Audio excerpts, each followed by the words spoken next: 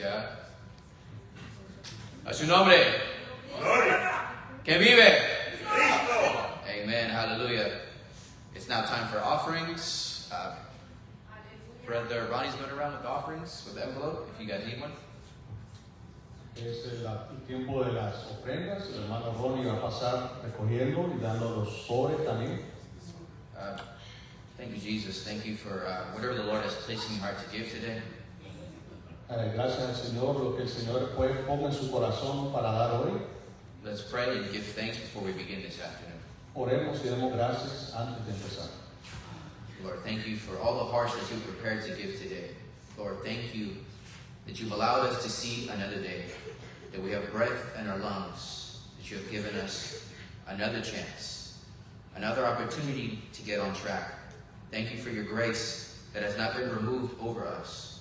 Another opportunity to see our family, our loved ones, our brothers and sisters in Christ. Thank you for allowing us to provide for our families. Thank you that you give us our daily bread. Thank you for your mercy and patience over a sinful people like us. In Jesus' mighty name I pray. Amen. Welcome everyone that is joining us in-house and online. Bienvenidos todos los que están aquí presentes y también viéndonos en línea. We are the Bread of Life Reformed Church. Somos la Iglesia Reformada Pan de Vida. And we are located 1251 California Avenue, Suite 700 in Pittsburgh, California. Estamos localizados en el 1251 California Avenue, Suite 700, Pittsburgh, California, 94565. And I have a word that I would like to share with you this afternoon. If you could all turn with me to the book of Matthew, chapter 21. We'll be reading verses 28 through 32. Vamos a estar leyendo de Mateo 21, del 28 al 32. Si me acompañan, por favor. The word reads like this. What do you think? A man had 2 sons, and he went to the first and said, Son, go and work in the vineyard today. And he answered, I will not. But afterward he changed his mind and went. And he went to the other son, and he said the same. And he answered, I go, sir, but did not go. Which of the 2 did the will of his father? They said, the first. Jesus said to them, Truly I say to you, the tax collectors and the prostitutes go into the kingdom of God before you. For John came to you in the way of righteousness, and you did not believe him. But the tax collectors and the prostitutes believed him. And even when you saw it, you did not afterward change your minds and believe him. Así dice la palabra. Pero ¿qué os parece? Un hombre tenía 2 hijos, y acercándose al primero le dijo, Hijo, ve hoy a trabajar en mi viña. Respondiendo él, dijo, No quiero, pero después arrepentido fue. Y acercándose al otro le dijo de la misma manera. Y respondiendo él, dijo, Sí, Señor, voy. Y no fue. ¿Cuál de los 2 hizo la voluntad de su padre? Dijeron ellos, el primero. Jesús les dijo, de cierto os digo, que los publicanos y las rameras van delante de vosotros al reino de Dios. Porque vino a vosotros Juan en camino de justicia, y no le creísteis, pero los publicanos y las rameras le creyeron, y vosotros, viendo esto, no os arrepentisteis después para creerle. Amen. The parable of the 2 sons. Jesus spoke in many parables. La parábola de los 2 hijos. Jesús habló en muchas parábolas. He spoke this way in front of his opponents. Habló así delante de sus oponentes. Those who were not his sheep.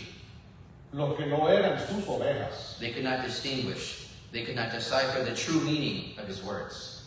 No podían distinguir, no podían descifrar el verdadero significado de sus palabras. The mysteries of the kingdom of heaven were not given to them. Los misterios del reino de los cielos no les fueron dados. But those that are his can clearly see. Pero los que son suyos pueden ver claramente. That he's addressing the chief priests and their hypocrisy. Que se está dirigiendo al sumo sacerdote y ahí la hipocresía.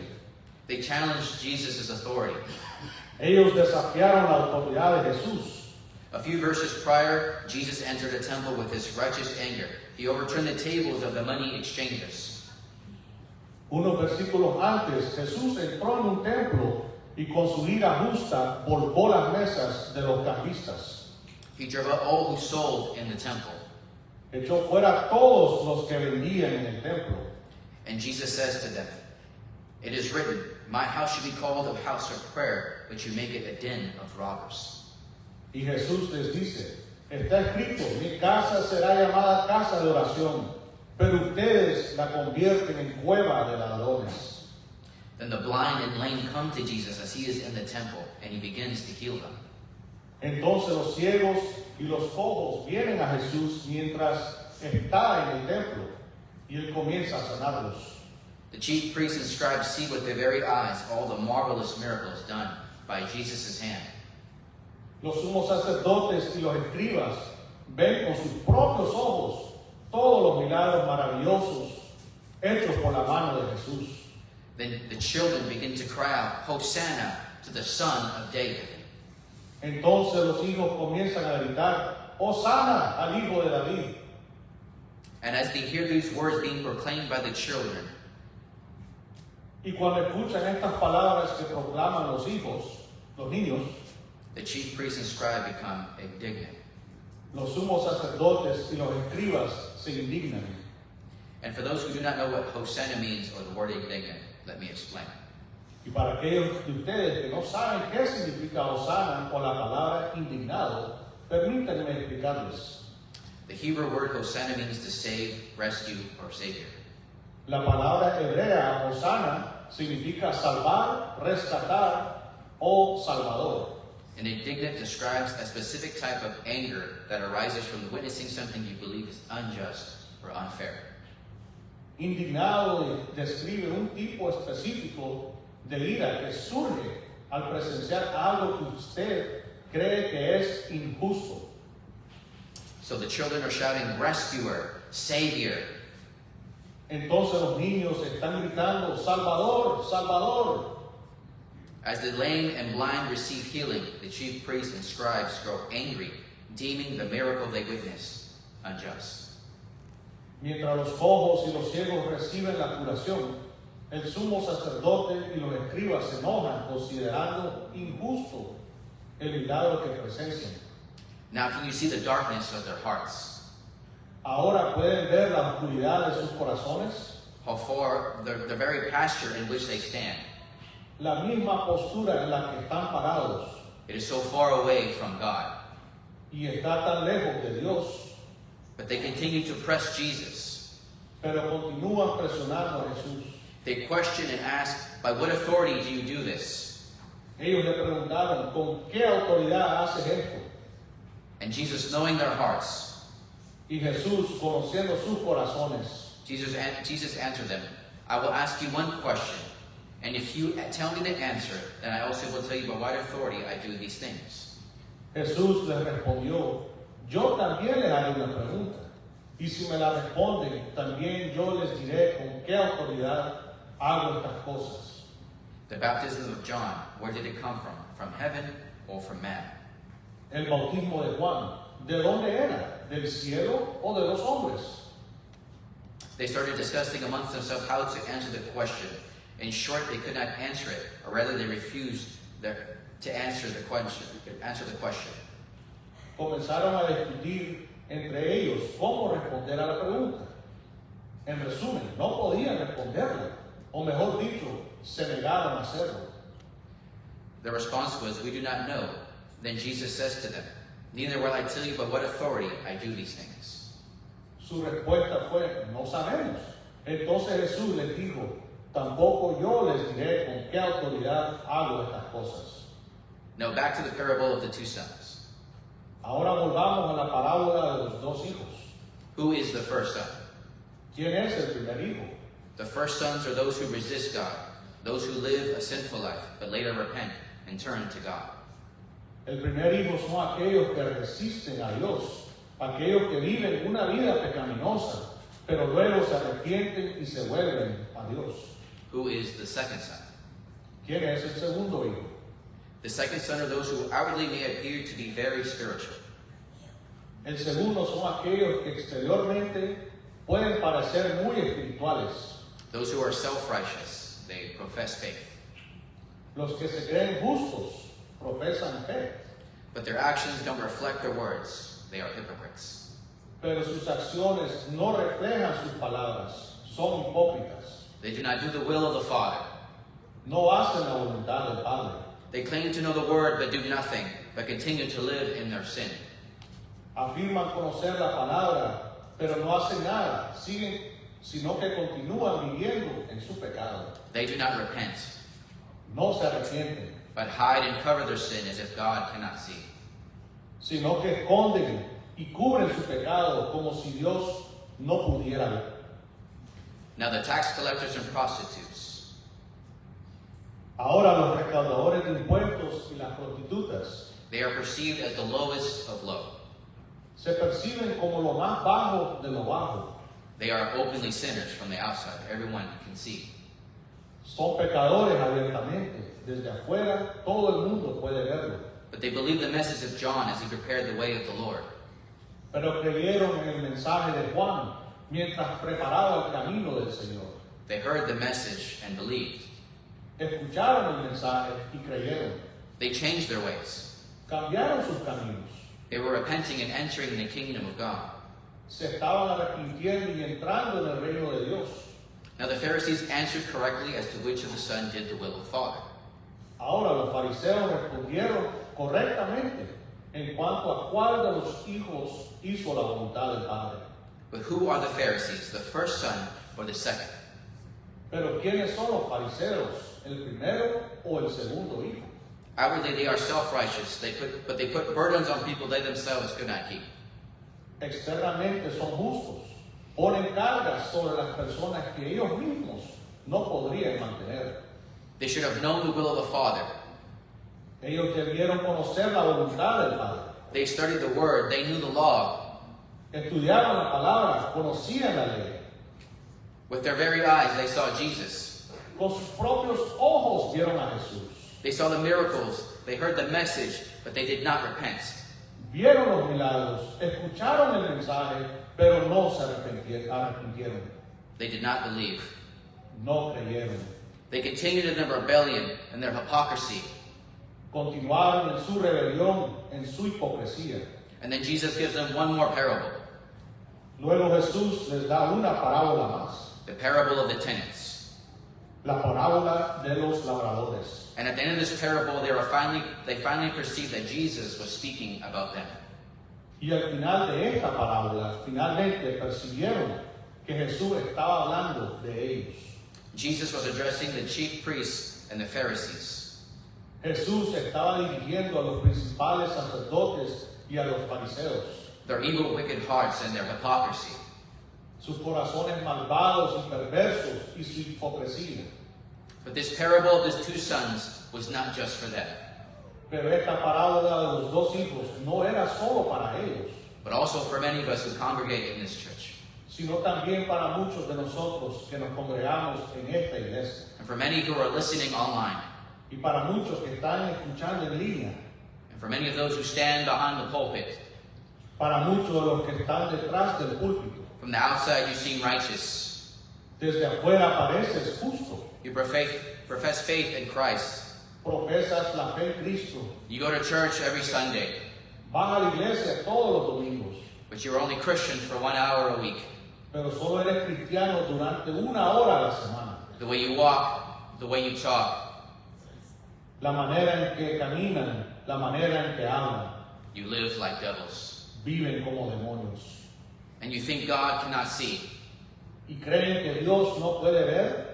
And there is a time coming where He will separate the sheep from the goats. Viene un tiempo en el que Él separará las ovejas de las cabras. And the most frightening words ever spoken by Jesus. Y la palabra más aterradora pronunciada por Jesús: Not everyone who says to me, Lord, Lord, will enter the kingdom of heaven, but the ones who do the will of my Father who is in heaven. On this day many will say to me, Lord, Lord, did we not prophesy in your name, and cast out demons in your name, and do many mighty works in your name? And I will declare to them, I never knew you. Depart from me, you workers of lawlessness. No todo el que me dice, Señor, Señor, entrará en el reino de los cielos, sino el que hace la voluntad de mi Padre que está en los cielos. Muchos me dirán en aquel día, Señor, Señor, ¿no profetizamos en tu nombre? Y en tu nombre echamos fuera demonios, y en tu nombre hicimos muchos milagros. Y entonces les declararé, jamás os conocí, apartaos de mí, hacedores de maldad. Which of the two sons are you? ¿Cuál de los dos hijos eres tú? Let's pray. Oremos. Dear Heavenly Father, have mercy on us every time we fall short.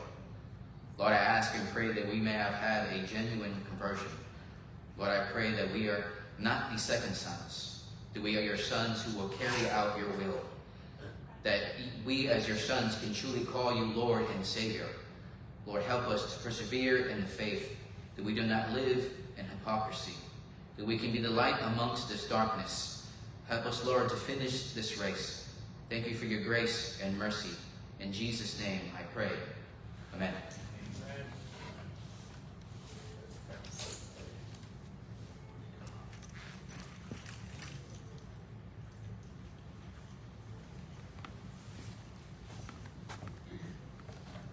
Dios los bendiga, hermanos, sean bienvenidos a la casa del Señor. Amén. Vamos a continuar con el servicio del día de hoy. Nuestro hermano Jorge ya decía acerca de las clases.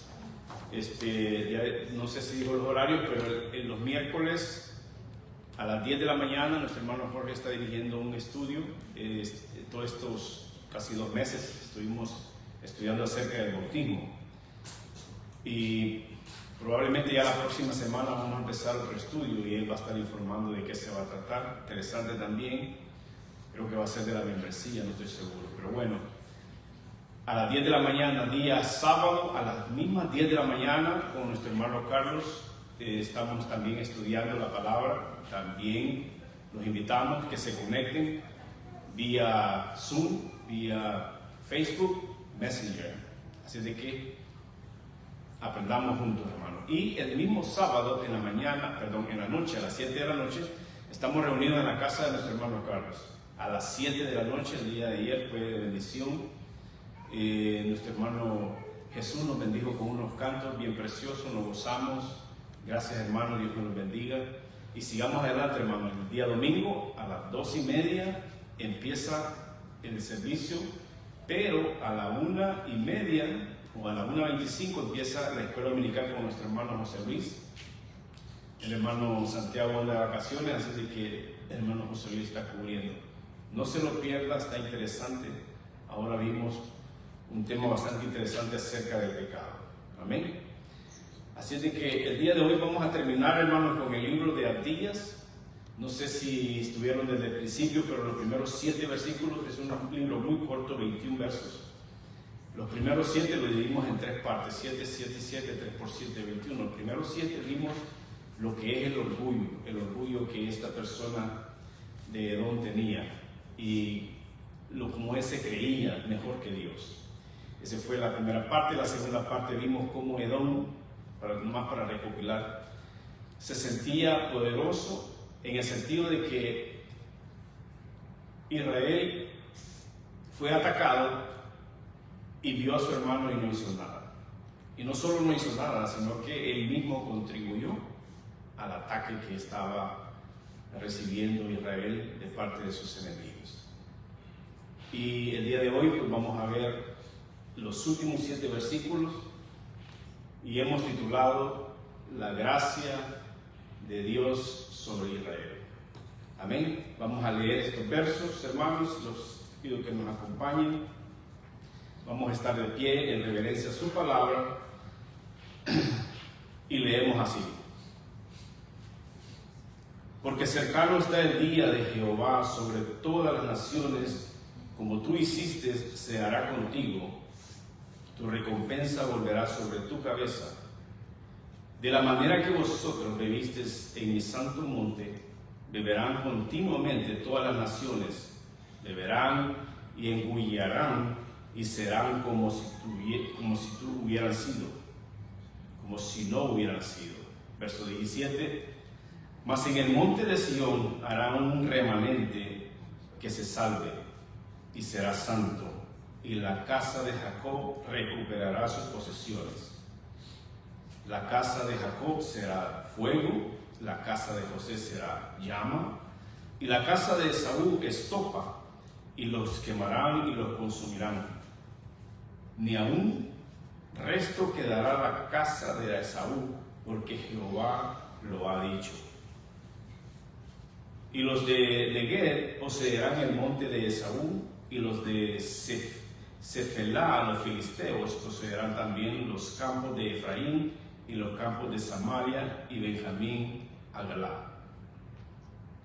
Y los cautivos de este ejército de los hijos de Israel poseerán lo de los cananeos hasta Serepta, y los cautivos de Jerusalén que están en Sefará poseerán las ciudades de Negueb, y subirán salvadores al monte de Sión para juzgar al monte de Esaú, y el reino será de Jehová. Vamos a orar.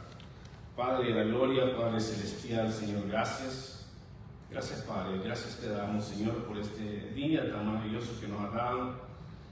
Gracias por mis hermanos, Señor, que están aquí presentes, pedirte que los bendigas y agradecerte, Señor, por sus vidas.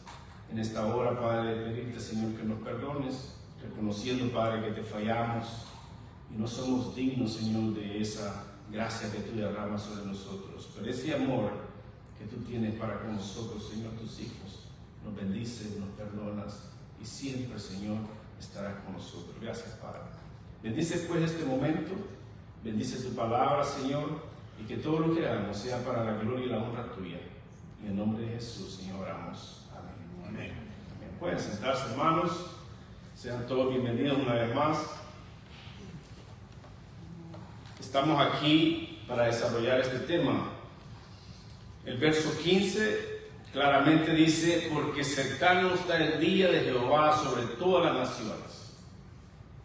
Como tú hiciste, se hará contigo, tu recompensa volverá sobre tu cabeza. Aquí enfoca claramente donde dice el día de Jehová, porque cercano está el día de Jehová. Es un concepto que va a ocurrir en esa voz profética que trajo Abdías.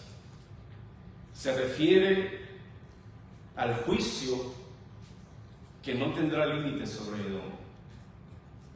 El enfoque principal de este libro, hermanos, sino que podemos ver de qué manera estas personas, este hermano de Esaú,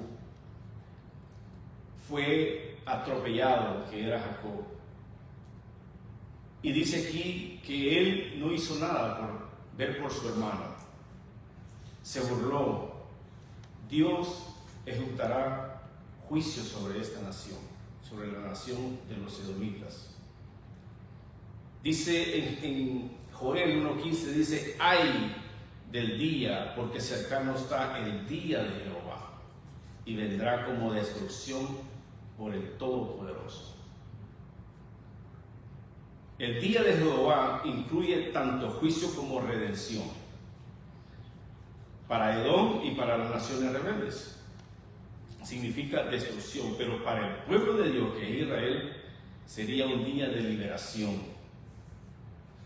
y un día de gracia para ellos. El verso sigue diciendo: como tú hiciste, se hará contigo. Esta frase describe el principio de justicia retributiva de Dios. Edom había actuado con violencia, arrogancia y traición contra su hermano. Ahora Dios les advierte que experimentarán en carne propia las consecuencias de sus propias acciones. Gálatas 6:7 dice: no os engañéis, Dios no puede ser burlado, pues todo lo que el hombre sembrare, eso segará. Y es exactamente lo que los edomitas hicieron. Ellos sembraron juicio para ellos. Mateo 7:2 dice: con el juicio con que juzgáis seréis juzgados, y con la medida con que medís os serás medido. Esto era lo que le espera a los edomitas. De ahí sigue diciendo el verso, dice, tu recompensa volverá sobre tu cabeza. Esta expresión refuerza la idea de que las acciones de Edom no quedarán impunes, no se va a salvar de esto. En el pensamiento hebreo, la cabeza es simbólica al lugar donde recaen las consecuencias. Edom, que había aprovechado la caída de Israel para su propio beneficio, acordémonos cómo él mismo saqueó las casas de los israelitas.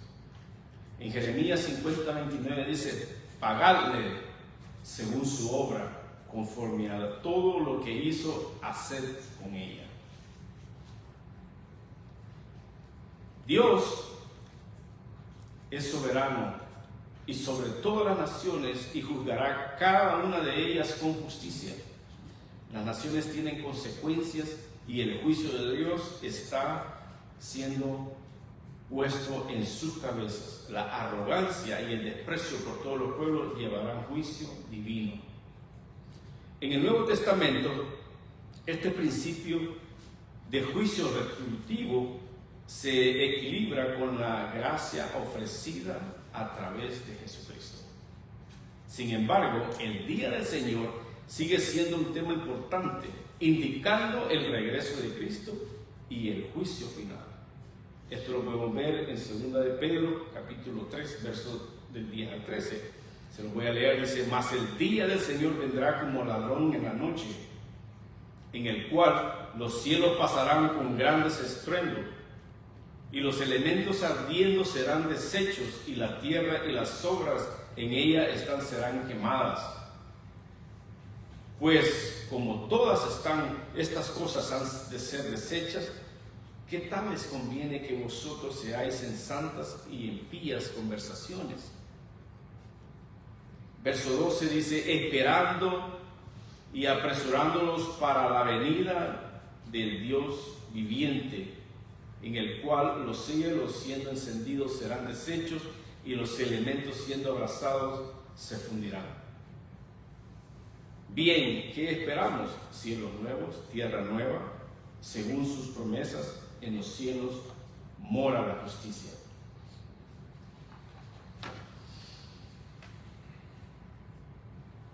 En Abdías 1:16 dice, de la manera que vosotros bebisteis en mi santo monte, beberán continuamente las naciones, beberán y enguñarán y serán como si no hubiera sido. Dice, de la manera que vosotros bebisteis en mi santo monte. Esta frase probablemente hace referencia a los eventos en que los enemigos de Israel, incluyendo Edom, celebrarán la caída de Jerusalén.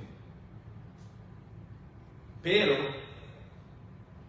viene juicio sobre ellos. Dice, beber aquí tiene un sentido figurado, asociado con festejos, burla y desenfreno. Al beber, la derrota del pueblo de Dios. Cuando Jerusalén cayó ante los babilonios, Edom se unió y saqueó. Eso ya lo sabemos. En el monte de Sión era considerado santo porque era el lugar donde estaba el templo de la morada de Dios.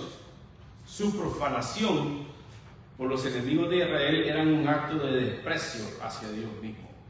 Nada menos ayer hablábamos algo acerca de eso. En Lamentaciones 4:21 dice, gózate y alégrate, hija de Edom, mas la copa pasará también a ti, te embriagarás y serás desnudada. El verso 16 sigue diciendo, beberán continuamente todas las naciones. El beber aquí simboliza el juicio de Dios, que es un concepto común en los profetas del Antiguo Testamento. Las naciones que oprimieron a Israel ahora enfrentarán el juicio divino representado por una copa. Y esa copa es de ira y la van a beber sin cesar. Este juicio será universal, afectando a todas las naciones que actuaron con arrogancia y rebelión contra los hijos de Dios. Isaías 51, 22, 23 dice, describe cómo Dios quita esa copa de juicio de Israel para entregárselas a sus enemigos. Beberán y enculiarían, dice, y serán como si no hubiera sido. Esta imagen sugiere que la total destrucción y la aniquilación de las naciones que se opusieron a Dios, engullirse, esta palabra engullir o engullir significa tragar sin masticar.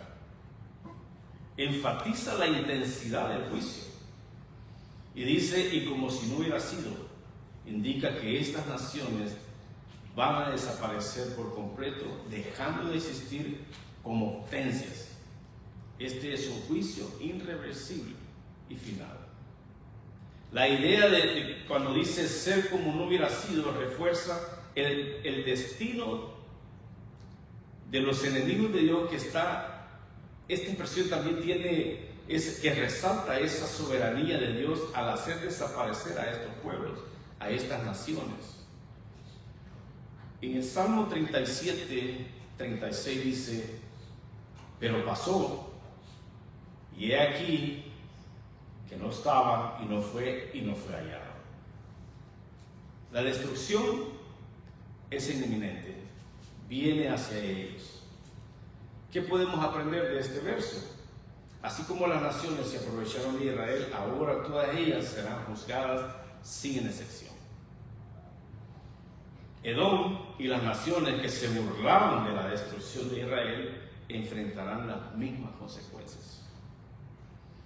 Los que se rebelaron contra Dios, creyéndose invencibles, serán despojados de todo poder y gloria. En el Nuevo Testamento, el juicio mencionado en Abdías apunta hacia el juicio final de Dios sobre toda esa humanidad. Sin embargo, también hay una esperanza de salvación para todos aquellos que se arrepienten y confían en Cristo.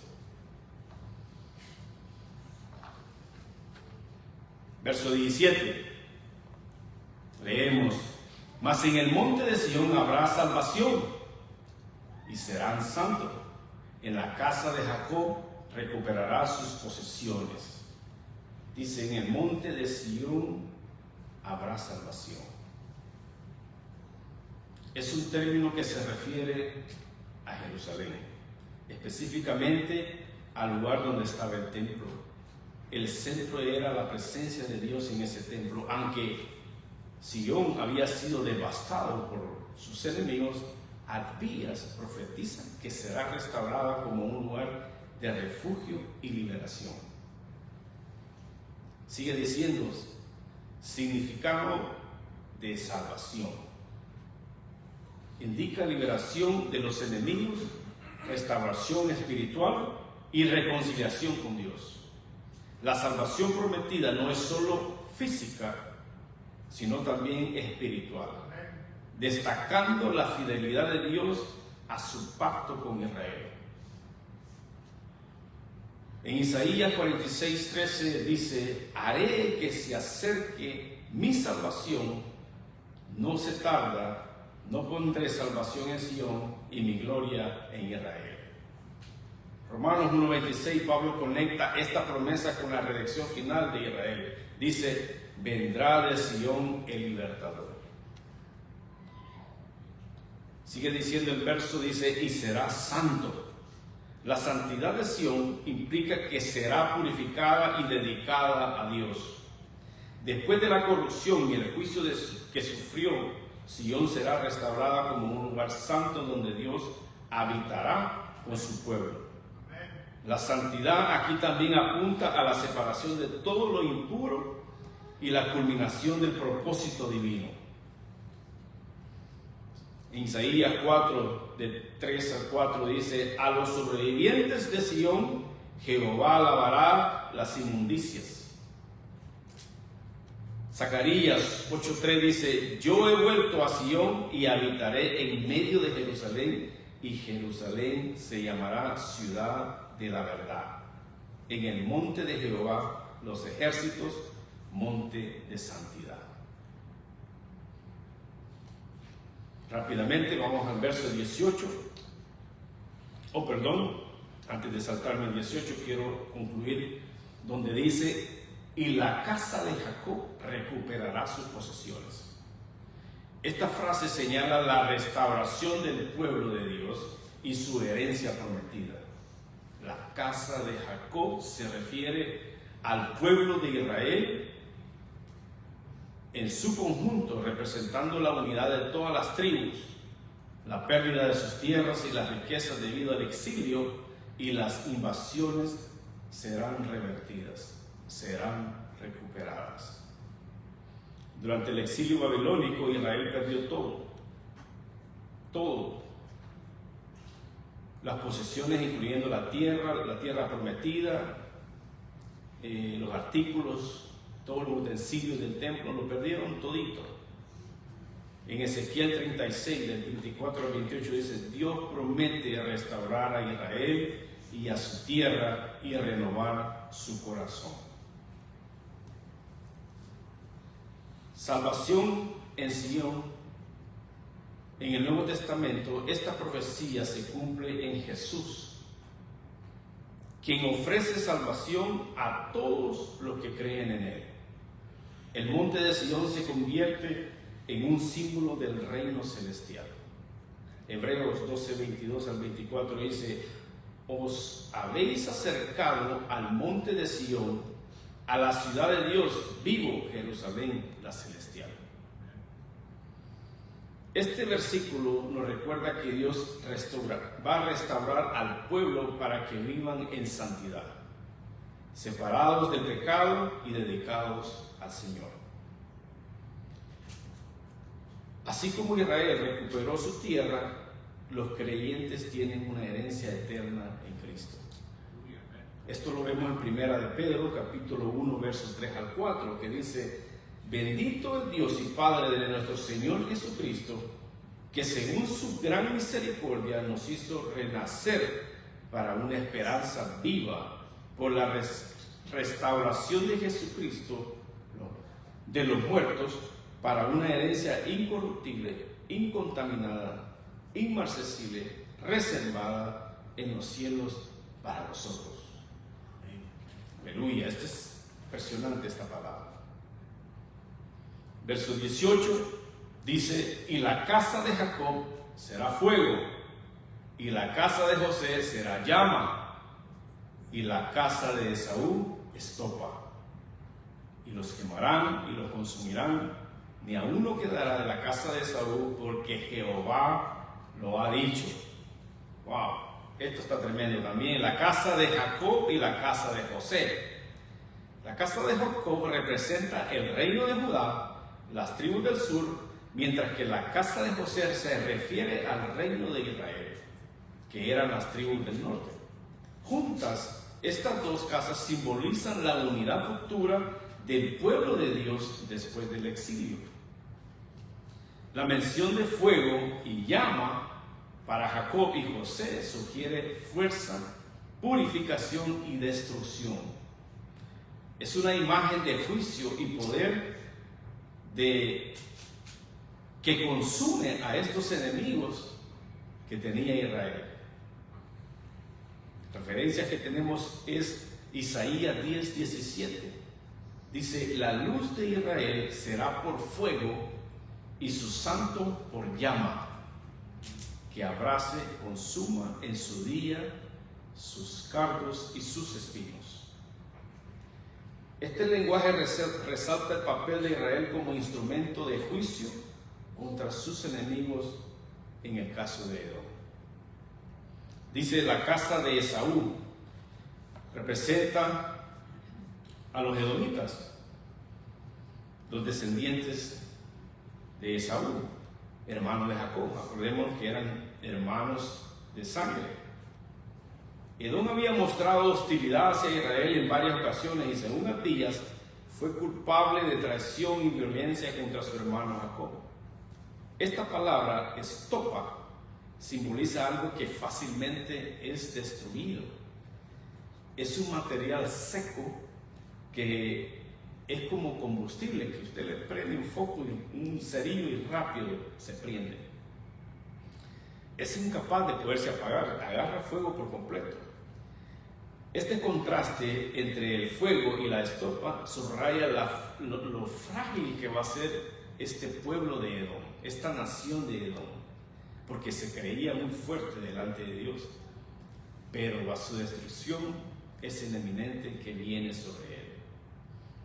En Malaquías 4:1 vemos que dice: he aquí, viene el día ardiente como un horno, y todos los soberbios y todo lo que hacen maldad serán estopa, que agarrarán fuego rápidamente. Sigue diciendo el verso: y los quemarán y los consumirán, ni a uno quedará de la casa de Esaú. Esta declaración profética anuncia la destrucción completa de Edom como nación. Esto se cumplió históricamente y que Edom dejó de existir como identidad, independientemente después de los conflictos con los babilonios y más tarde los árabes que se habían unido con él también fueron destruidos. Dice aquí la frase ni a uno quedará, enfatiza la magnitud del juicio. Es una sentencia definitiva que refleja la justicia de Dios contra un pueblo que actuó con arrogancia y crueldad. En Jeremías 49:10 dice: porque yo desnudé a Esaú, descubrí sus escondrijos y no podrá esconderse. Sus descendientes, sus hermanos y sus vecinos serán destruidos y él no será más. Sigue diciendo el verso: porque Jehová lo ha dicho. Esta es una autoridad divina. Esta frase subraya que el juicio contra Edom no es una decisión humana, no, sino un decreto divino de parte de Dios. Cuando Dios declara algo, es sugerido, es una cosa que tiene que hacerse, no tendrá alguien que lo pague. Es definitivo. En Isaías 55:11 dice: así será mi palabra que sale de mi boca, no volverá a mí vacía. Claramente nos está diciendo que cuando Dios decreta y dice algo, eso se hará. En Números 23:19 dice: Dios no es hombre para que mienta, dirá y no hará, hablará y no lo ejecutará. Será eminente, será hecho. Este versículo nos muestra que Dios actuó con justicia, castigando a los enemigos de su pueblo para proteger a su pueblo elegido. Lo que Dios decreta se cumplirá, incluso cuando las circunstancias humanas no parezcan improbables. Cuando la casa de Esaú, aquellos que se oponían a enfrentar un juicio inevitable, en este caso no van a poder con el poder de Dios. La referencia de la casa de Jacob y la casa de José sugiere que Dios no solo juzga, sino que también restaura y une a su pueblo escogido, que es Israel. Verso 19: y los del Negué poseerán el monte de Esaú, y los de la llanura a los filisteos poseerán también los campos de Efraín y los campos de Samaria, y Benjamín poseerá Galaad. Dice: y los de Negué poseerán el monte de Esaú. El Negué es la región desierta del sur de Judá. Los de Negué se refiere a los habitantes del área históricamente formado por el reino de Judá. La profecía indica que ellos tomarán el control del monte. Es decir, Edom, ubicado al sureste de Judá. Esto simboliza que el juicio sobre Edom y el restablecimiento del dominio de Israel sobre esa región vendrá. El monte de Esaú representa el territorio edomita, identificado como en su geografía montañosa. La posesión de este monte por parte de Israel demuestra la completa derrota de Edom. Y esto lo podemos ver en Ezequiel 35, 3 y 4, que habla del juicio contra el monte de Sir, que se refiere a ese territorio de Edom. En Amós 9:12 dice, para que tomen posesión del resto de Edom y todas las naciones sobre las cuales es invocado mi nombre. Y ahí dice el mismo verso, y los de la llanura de los filisteos. Esta llanura se refiere a la región costera occidental de Canaán, conocida como la llanura filistea. Esta área había sido históricamente habitada por los filisteos, que eran y habían sido unos enemigos constantes de Israel. Los filisteos fue un pueblo extranjero y enemigo. ¿Se acuerdan con la historia de David y Goliat, que está en los Jueces?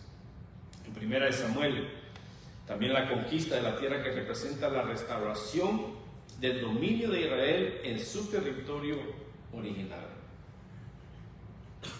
Sofonías 2, 5 y 7 dice, Dios anuncia juicio contra los filisteos y promete que la costa será habitada por los sobrevivientes de Judá. Aquí está sellando el Señor lo que está prometiendo. El verso sigue diciendo, poseerán también los campos de Efraín y los campos de Samaria. Efraín y Samaria eran regiones que corresponden al antiguo territorio del reino del norte, que era Israel. Después de la caída de Samaria ante los asirios, en el año 722 a.C., estas tierras quedaron bajo el control extranjero. La profecía asegura que estas áreas serán restauradas para el pueblo de Dios, que es Israel, indicando la reunión una vez más de sus hijos israelitas. En Ezequiel 37, 15, 22 dice, la visión de los dos pueblos que estamos hablando ahorita, que es Judá e Israel, van a ser unidos, y es un símbolo de restauración completa para ambas casas.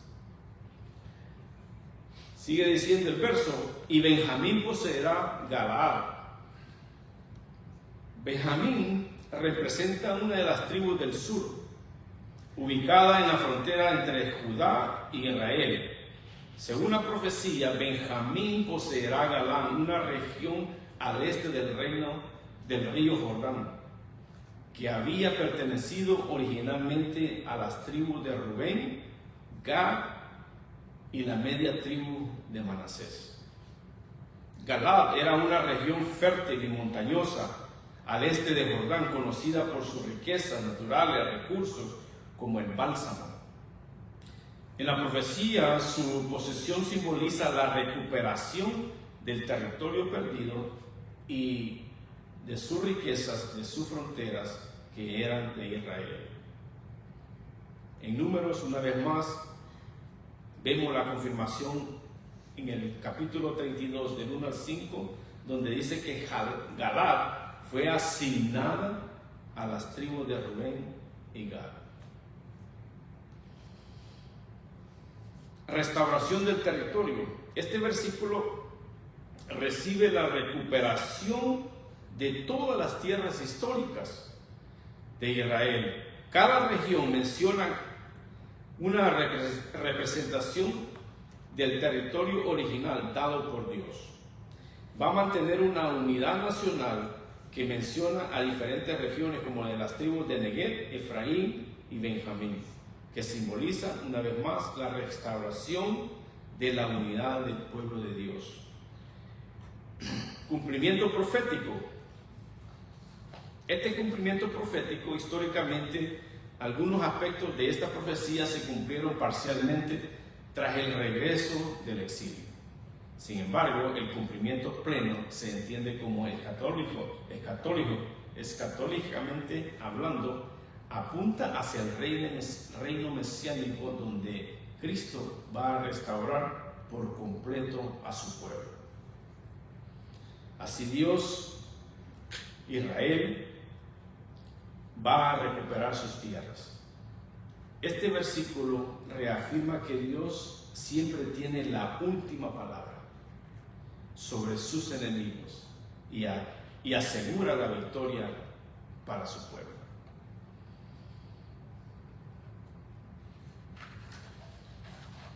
Vamos al verso 20. Dice: y los cautivos de este ejército de los hijos de Israel poseerán lo de los cananeos hasta Serepta, y los cautivos de Jerusalén que están en Sefarad poseerán las ciudades de Negev. Y los cautivos de este ejército de los hijos de Israel se refiere al pueblo de Israel que había sido llevado al exilio debido al juicio de Dios por su desobediencia. Podemos ver aquí de que quien organizó, quien orquestó todo esto fue Dios, porque Israel siempre se portó mal, siempre estuvo en pecado, siempre anduvo viendo otros ídolos.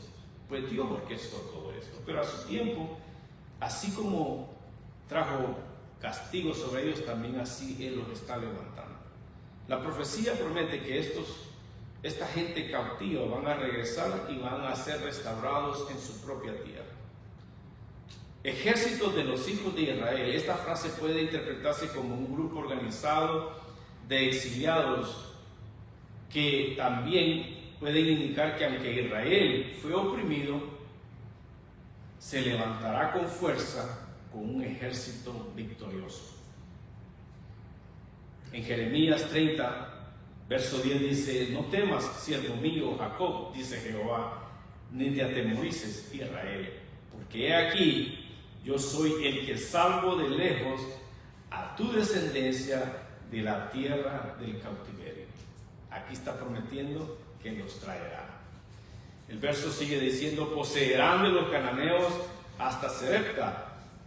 Los cananeos representan las tierras originales ocupadas por los habitantes de Canaán, que fueron dadas a Israel como herencia. Esto lo podemos ver en Génesis 15. Aunque estas tierras estaban bajo control extranjero, la profecía asegura que serán recuperadas por los hijos de Israel. Serepta era una ciudad costera ubicada al norte de Israel, entre Tiro y Sidón, en el territorio de Fenicia. Actualmente, hoy en día, es mejor conocida como el Líbano. Mencionar Serepta como el límite del norte simboliza una expresión significativa del territorio de Israel. En Jueces, o en Isaías, 19, 18 al 19, profetiza que otras naciones cercanas estarán bajo influencia del reino de Dios.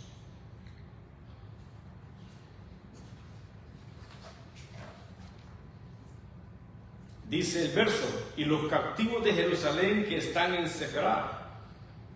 Hace referencia a los habitantes de Judá, que eran una vez más el reino del sur, que fueron llevados al exilio principalmente a Babilonia. La profecía promete que incluso aquellos que están en tierras lejanas regresarán a la tierra prometida.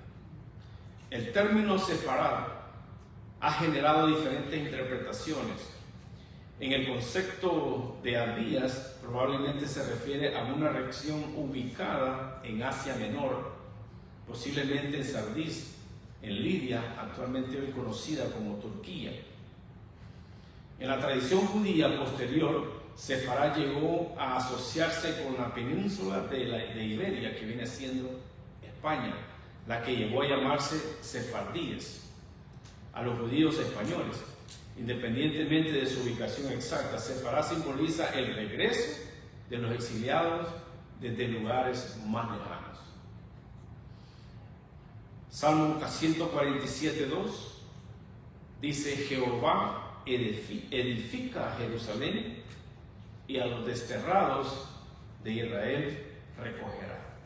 los traerá una vez más a su tierra. Y el verso sigue diciendo, poseerán las naciones del Negev. Una vez más, el Negev representa la restauración completa de los territorios del sur. En Josué 15:21 dice que menciona las ciudades del Negev asignadas directamente a la tribu de Judá. En Ezequiel 36, Dios promete restaurar las ciudades desoladas que fueron invadidas de Israel. Este versículo asegura que los cautivos de Israel y Judá regresarán desde diferentes lugares donde fueron dispersos, inclusive en regiones más lejanas. Y eso lo hemos visto durante los años desde que Israel recuperó su nación y fue llamada como Nación Israel. Muchos judíos de diferentes lugares han seguido llegando. Va a tener Dios una unidad, los va a reunir una vez más a todas las naciones, a todos estos pueblos judíos que fueron dispersos por estos ataques que ellos tuvieron. Este cumplimiento profético, aunque algunos aspectos de esta profecía se cumplieron parcialmente tras el retorno del exilio babilónico, se interpreta también de manera escatológica, viendo un cumplimiento final en el reino mesiánico y en la restauración espiritual totalmente de Israel. Dios cumple lo que promete, hermanos. Este versículo nos demuestra la fidelidad de Dios al restaurar a su pueblo, incluso desde las partes más lejanas. Así como los cautivos regresarán de varias partes, el pueblo de Dios hoy incluye personas de todas partes y de todas naciones. A pesar de ese juicio y en el exilio, Dios siempre tiene un plan para redimir y restaurar a su pueblo elegido. Sigue diciendo el verso 21, y subirán salvadores al monte de Sión para juzgar al monte de Esaú, y el reino será de Jehová. Interesante, dice, subirán salvadores al monte de Sión. Salvadores, el término salvadores en hebreo significa Moshin. Se refiere a líderes, jueces o libertadores de Dios que le va a levantar para guiar y restaurar a su pueblo. Estos salvadores son agentes de Dios que cumplen su voluntad en la tierra. Este concepto puede relacionarse con los jueces que liberaron a Israel en el pasado. Y en un sentido mesiánico, con el reinado de Jesucristo como el Salvador definitivo. Monte de Sión, como ya vimos, es un nombre poético para Jerusalén, especialmente en su aspecto espiritual como centro de gobierno de Dios y el lugar de su presencia. El ascenso de los salvadores a Sión simboliza la restauración del gobierno divino de Israel. En Jueces 3:9 dice, entonces clamaron los hijos de Israel a Jehová, y Jehová levantó el libertador de los hijos de Israel, que los libró. En Hebreos 12:22 enfatiza la importancia espiritual de Sión como la ciudad del Dios vivo. Por último, el verso 21 dice, para juzgar el monte de Esaú. Aquí la palabra juzgar implica un juicio divino y justo contra Edom, representado por el monte de Esaú. Edom, como enemigo persistente de Israel, simboliza a todas las naciones que se oponen a Dios y a su pueblo. Este juicio es una señal de soberbia que viene hacia ese pueblo, a esas naciones. El monte de Esaú, este juicio final contra Edom, simboliza la derrota definitiva de las naciones rebeldes y la restauración de la justicia de Dios.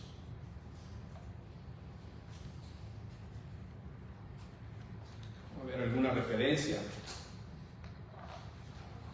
En el Salmo 2:8 y 9 dice, habla del juicio de Dios sobre las naciones mediante el ungido, que es Jesucristo. El reino será de Jehová. Este reino es universal y eterno, abarcando todas las naciones y gobernando en justicia y paz. Dice de Jehová, indica que todo el poder y autoridad pertenece a Dios. Eso también refleja el propósito final de la historia, que Dios reine supremamente sobre su pueblo redimido y todas las naciones. Daniel 2:44 dice: el Dios del cielo levantará un reino que no será jamás destruido. Impresionante. El juicio contra Edom simboliza la derrota de las fuerzas del mal y la justicia de Dios triunfando sobre la opresión del pecado.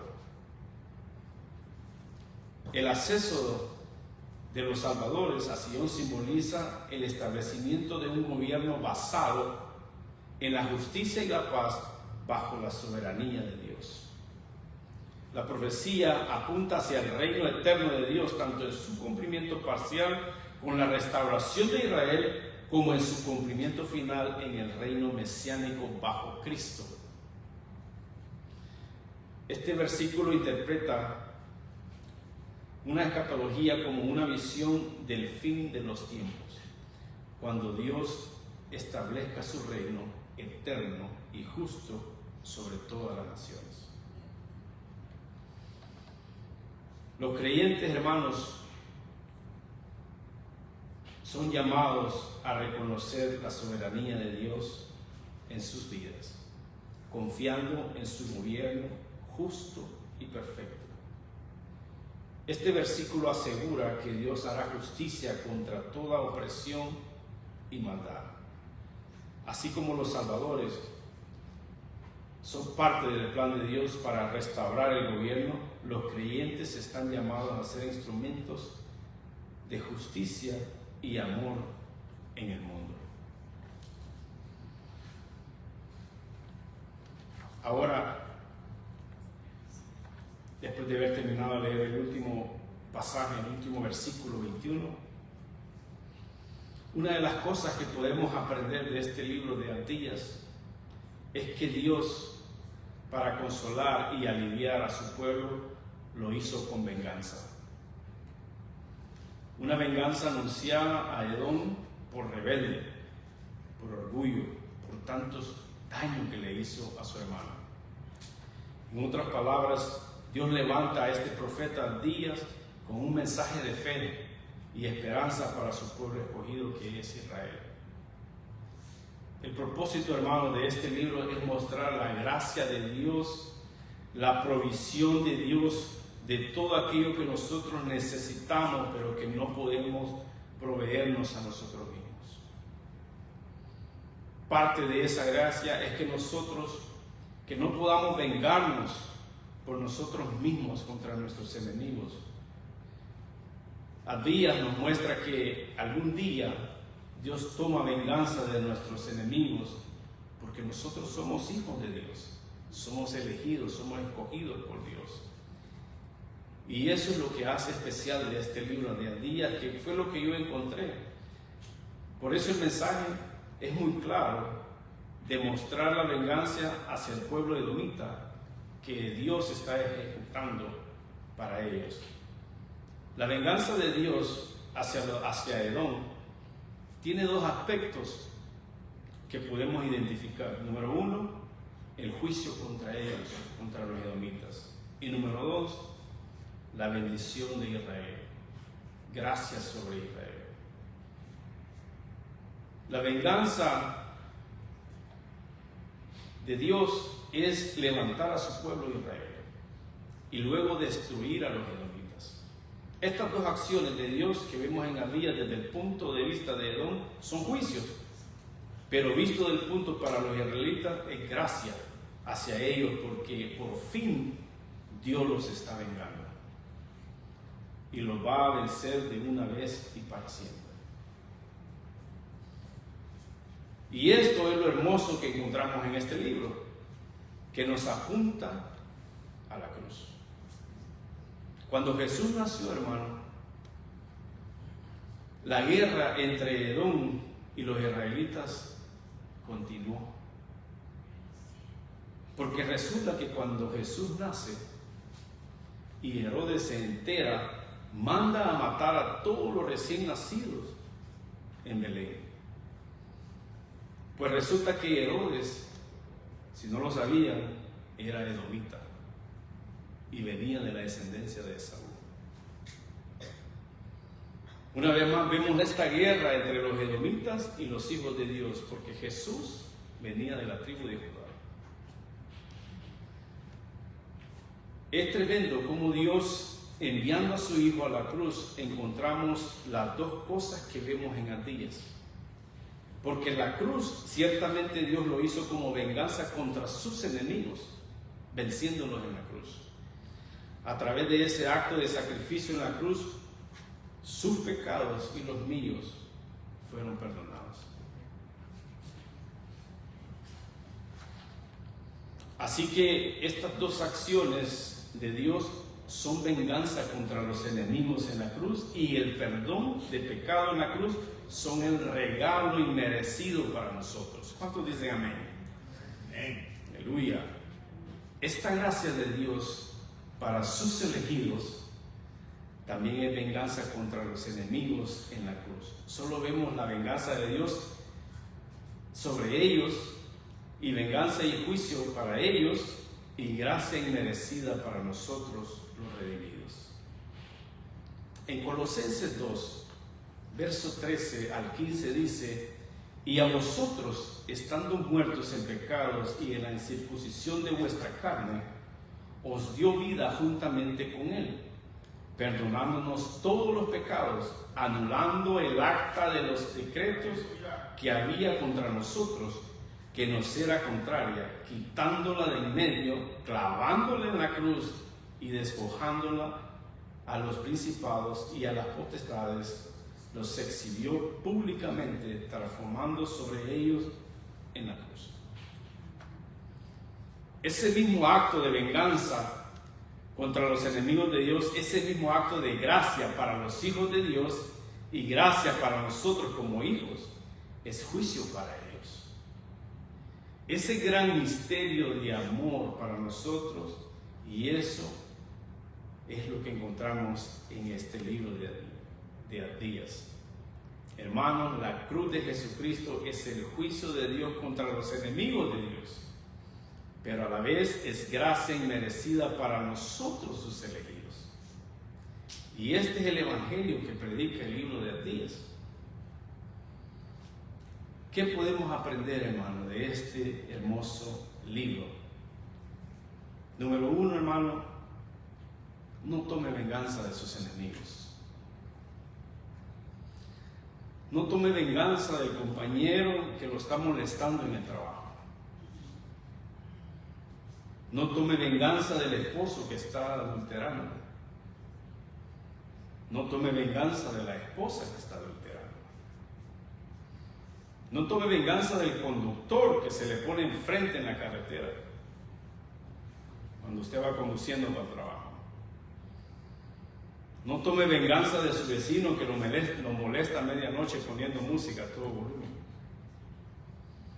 Todos aquí, hermano, en algún momento hemos sufrido de alguna injusticia, pero eso no nos da el derecho de tomar la justicia por nuestras propias manos. En Génesis 18:25 dice: ¿no hará bien el juez de toda la tierra, que es Dios? Dios es el juez. Él es el único que reconoce y conoce el corazón de los hombres. Él conoce las motivaciones. Nosotros no tenemos ese poder de poder conocer a ese o a esa persona.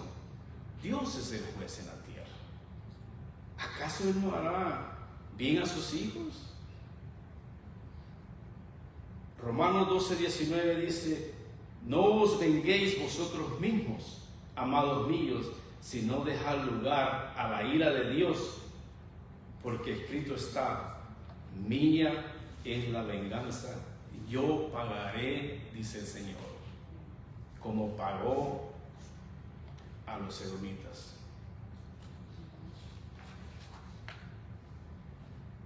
Si usted hace algo injusto, no se vengue. Entonces aquí la pregunta viene y dice, pero ¿qué haremos mientras somos atacados? ¿Qué podemos hacer? Sigamos leyendo ahí mismo, Romanos 12, del 20 al 21, dice, así que si tu enemigo tuviere hambre, dale de comer. Si tuviera sed, dale de beber. Pues haciendo esto, ascuas de fuego amontonará sobre su cabeza. No seas vencido de lo malo, sino vence el bien con el mal. Amontonarás ascuas, practicar el bien con sus enemigos. Haz actos justos en vez de venganza. Usted pondrá ese fuego, esas brasas en su cabeza. Porque la mayor venganza, es decir, la venganza de Dios contra sus enemigos, es que usted va a ser bendecido y prosperado y sus enemigos lo verán. Y ahí es donde arderán esas aguas en su cabeza. La mayor venganza que podemos hacer contra nuestros enemigos es amándolos. En Lucas 6, 27, 28 dice, pero a vosotros, los que oís, os digo, amad a vuestros enemigos, haced bien a los que aborrecen, bendecid a los que te maldicen, orad por los que os calumnian. Dios está diciendo que al que te debe más, dale más, perdónalo, ora por él. Pero uno dice, ¿pero por qué? ¿Pero por qué? Y Dios sigue diciendo en Lucas 6:32, porque si amáis a los que os aman, ¿qué mérito tenéis? Porque también los pecadores aman a los que lo aman. Ahí mismo en Lucas 6:35 dice, amad pues a vuestros enemigos, haced bien y prestad, no esperando de ello nada. Y será vuestro galardón grande y seréis hijos del Altísimo, porque Él es benigno para con los ingratos y malos. Aquí viene otra pregunta. Pero ¿por qué nosotros tenemos que bendecir a nuestros enemigos y orar por ellos? Amarlos, perdonarlos. Porque de esa manera, hermanos, mostramos ser hijos de Dios, de un Dios bondadoso, misericordioso. Tenemos que tener o entender que parte del dolor de nosotros, ese sufrimiento, es parte de la gracia de Dios. Como le dijo Pablo pidiéndole al Señor que le quitara el aguijón, le dice, bástate en mi gracia, porque en la debilidad se perfecciona mi poder. Ese sufrimiento es porque ese sufrimiento no es para nuestra destrucción, sino para nuestra santificación. Es parte de la gracia de Dios, porque ese sufrimiento nos hace más fuerte y más al lado de Dios. Ahora, hermano, no solo tome venganza, ame a sus enemigos, ame a sus opresores, confíe en el Señor. Por último, hermano, voy a leer este verso en 1 de Juan 4:4. Dice, hijitos, vosotros sois de Dios y los habéis vencido, porque mayor es el que está en vosotros que el que está en el mundo. Vamos a orar. Padre, gracias te damos, Señor, en esta hora, Señor, por tu palabra. Señor, sabemos que en la carne es bien difícil perdonar a los que nos oprimen. Es bien difícil perdonar a nuestros enemigos. Pero como dice tu palabra, que en la debilidad se perfecciona tu poder, Señor, te pido en el nombre de Jesús, por mis hermanos, Señor, que puedan, Señor, en su momento poner en práctica tu palabra, amar a aquellos que nos ofenden y dejar la ira, dejar esa venganza en tus manos, Señor. Porque tú amas a tus elegidos, tú amas a tus escogidos. Y de tu mano vendrá la corrección, de tu mano vendrá la venganza, de tu mano vendrá el castigo de aquellos que nos oprimen. Bendice en este momento, Señor, a mis hermanos, gracias por la vida de ellos. Gracias te damos, Señor, por los maestros que están cada día instruyéndonos, Señor, en tu palabra. Gracias por esas clases, Señor, que recibimos y nos edifica cada día más, porque todos aprendemos juntamente y todos vamos de la mano. Bendice ese momento, Señor. Bendice tu servicio, Señor. Gracias, bendice a nuestro hermano Carlos, que ha de conducir la cena del Señor. Gracias, Señor, por preparar nuestros corazones. Y agradecidos estamos, Señor, por todo lo que has hecho en nuestras vidas.